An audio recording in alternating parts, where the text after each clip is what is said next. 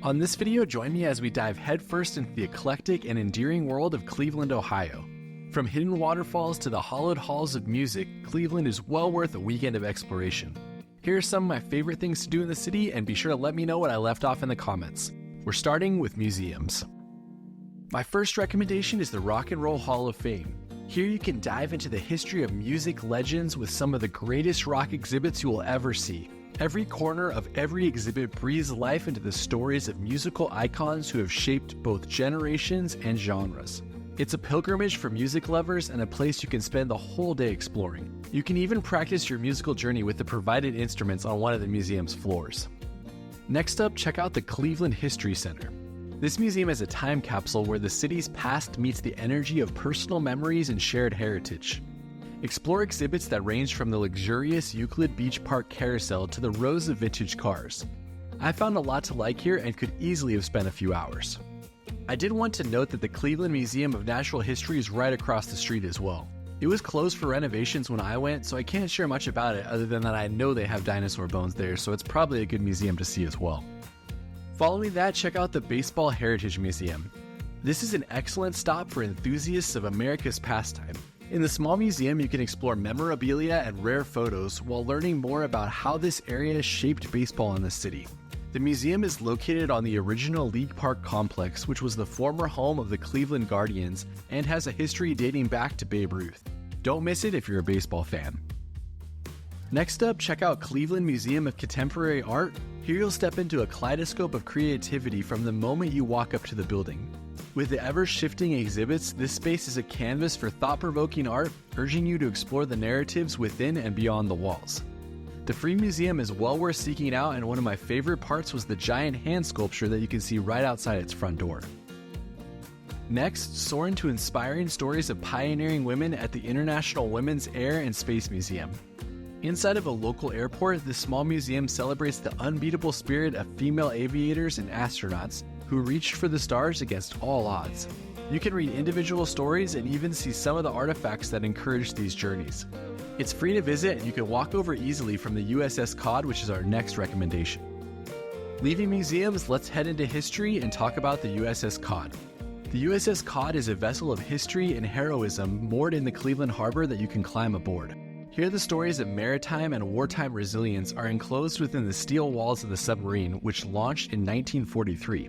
They often have docents who will walk you through and tell you more of the history, or you can go self-guided and explore at your own pace. Do note it's pretty tight, so it's not great if you're claustrophobic.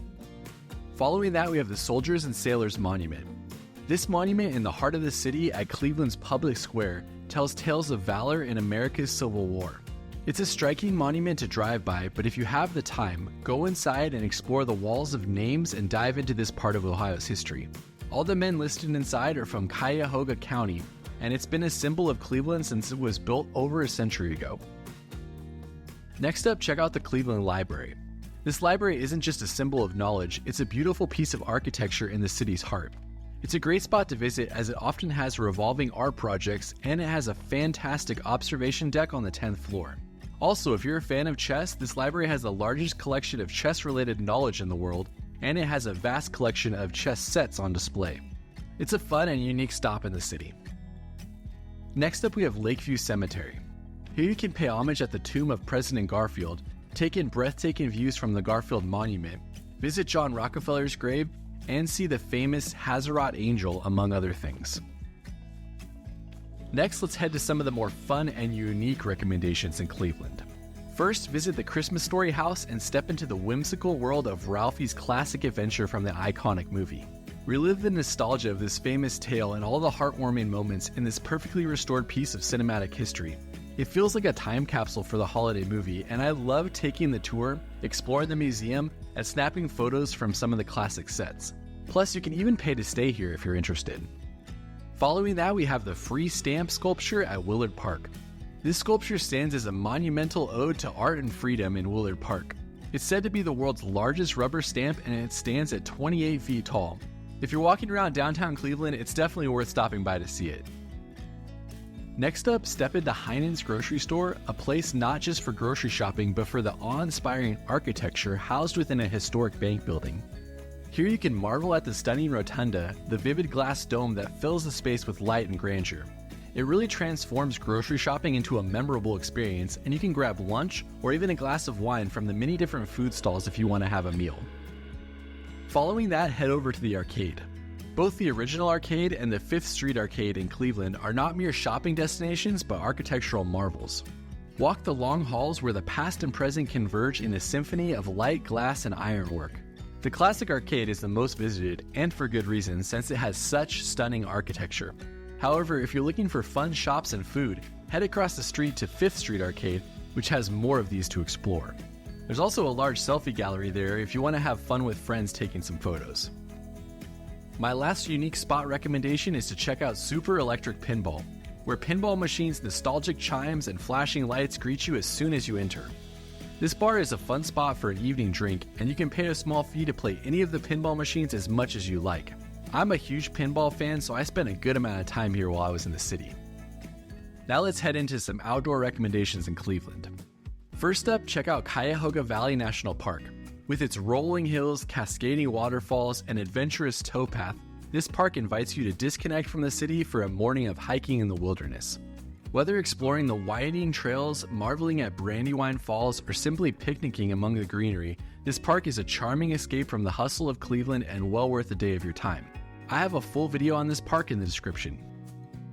Next up, check out Tinker's Creek Gorge. Nestled like a hidden gem near Cuyahoga Valley, Tinker's Creek Gorge is a fun spot for a quick hike or a pleasant drive along Gorge Parkway. There are a couple nice waterfalls you can see, overlooks to take in, and a playground for the kids. Take a morning and just drive along the gorge, and I'm sure you'll find something to enjoy there. I highly recommend that you don't miss Tinker Creek Falls when you're there. Next up is Mill Creek Falls. Nestled in one of the city's urban parks, Mill Creek Falls is a waterfall you would not expect to see right off the highway. You could take it in from the top overlook or walk the stairs down to a better vantage point. Unfortunately, there was some trash at the base of the falls when I was there, but it was still beautiful. My last outdoor recommendation is Edgewater Park. Edgewater Park is an urban oasis where the city's skyline meets natural beauty and where you can watch the sunset over Lake Erie.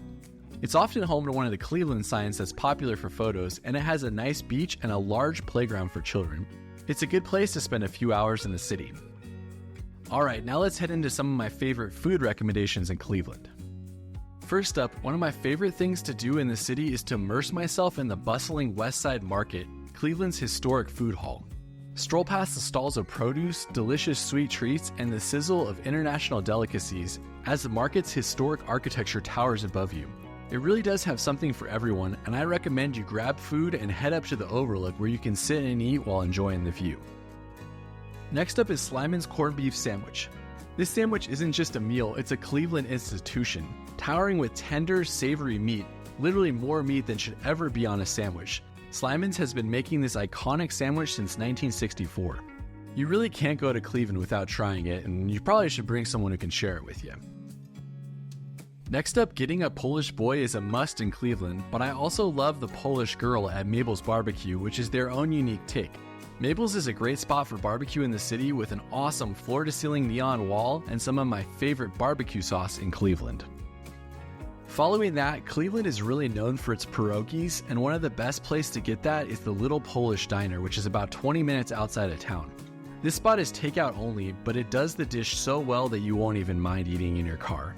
Every bite into these pillowy delicacies stuffed with savory fillings is a transformative experience that will leave you happy and also ready for a nap. Next, check out Mitchell's Fine Chocolates. For over 83 years, Mitchell's Fine Chocolates has been making handcrafted treats right in Cleveland. The small storefront has hundreds of different things you can try, but be sure to get a Buckeye, which is a peanut butter and chocolate ball that the state is known for. Next up, if you want to wash down the chocolate, head over to Mitchell's Ice Cream, which is not affiliated with the chocolate shop. The ice cream here is incredible, and I highly recommend you try the Wild Berry Crumble. I can never bring myself to get anything else here.